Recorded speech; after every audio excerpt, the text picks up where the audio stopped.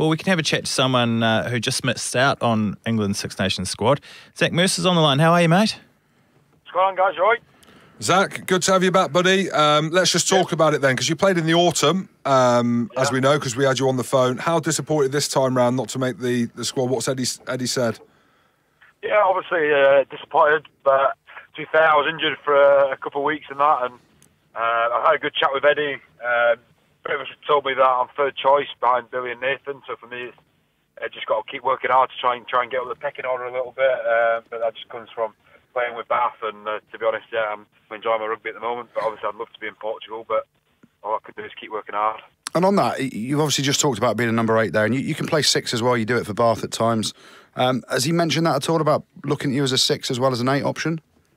I'm sure Eddie knows that. Yeah, obviously I could play anywhere across the back row, anywhere to get a game, really.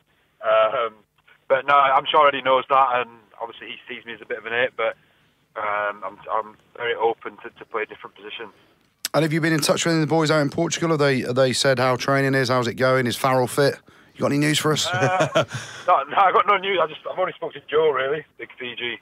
Well, maybe don't say too much to us, because last time you came on after the South African game, we got. That doesn't normally happen. What normally happens? You come on and then you start, then you get man of the match, and then literally it's plain sailing from there on in. It went the opposite way.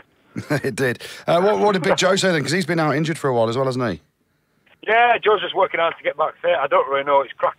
Joe's a guy of little words, let's say. He doesn't speak very much. But I'm sure he's fighting to get back into that team, and obviously we've seen what he was capable of in the autumn. Mate, and obviously last year's Six Nations, it was an absolute travesty. Maybe it wasn't, to see England as bad as they were. Obviously I'm joking there, that's the Scottish part in me. So, talking to Scotland, any chance or not? Is there no way? Because Scotland are thin on the back row. Mate, it's too late now. He's made his choice. Yeah, I know it is. I've got to play 7th. Oh, mate, God, mate, there's an opportunity for you. But, mate, what do you rate England's chances? Obviously, it was a dreadful Six Nations for them last year. They've got a few guys fit. You mentioned Billy there. Marrow's hit a little bit of form. See, I mentioned the Saracens guys there. But what do you reckon in terms of their chances? I think, obviously, last year was disappointing. I was in that camp. But I didn't really know what was going wrong, to be honest. And obviously, we saw in the autumn how well the boys can play. I mean, they only lost one game against the All Blacks, and ultimately they probably should have won it. So we're certainly on the up with English rugby, and it's exciting to see, really. But I think they're going to smash it this year, the boys. And obviously, the first game, Ireland, that's the kind of decider already, really, isn't it? So I'm sure the boys are training hard in Portugal, and looking forward to flying out to Dublin to put a good performance in that they can be all be proud of. And then obviously your form for Bath's been pretty good recently, scoring in the Champions Cup. How are you happy with your form? Is there things to work on that you want to expose to the world now on the Rugby Pod?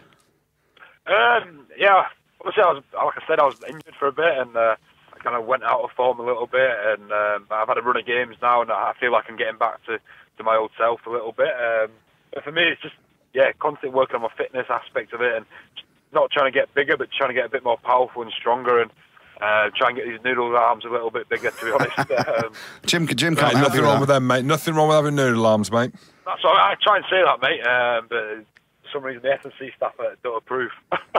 But no, for me, it's just enjoying my rugby and playing with a smile on the face. And I had a good week off, and looking forward to smashing it this week now with the boys. Well, good, mate. Talking of noodle arms and enjoying yourself, you're joining us for the live show on Wednesday, which will be a low-fare occasion. I should mention that if any of the Bath coaches are listening. I'm sure they are. Looking forward to it? No, I have, mate. I've heard good things. Freddie's helped me out a little bit to what to expect. So Bring a song in your drinking boots, mate. You'll be fine. But I'll tell Toddy after I can't train Thursday, Todd. I'm in London. Mate, he'll be fine, mate. He'll understand. I'm sorry. Well, I'll give him your number. You can give him a call. Oh, mate, definitely. Mate, Toddy loves a drink. What's he like with the boys, actually, at Bath? Because I've heard some unbelievable stories about him at Edinburgh, that he is oos. Mate, I've seen him a couple of times, Toddy.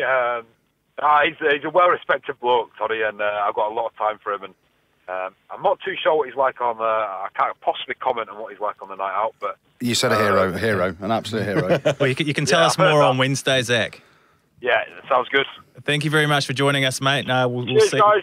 Cheers, Zach. See ya. Cheers. See you Wednesday. Cheers, looking forward to it.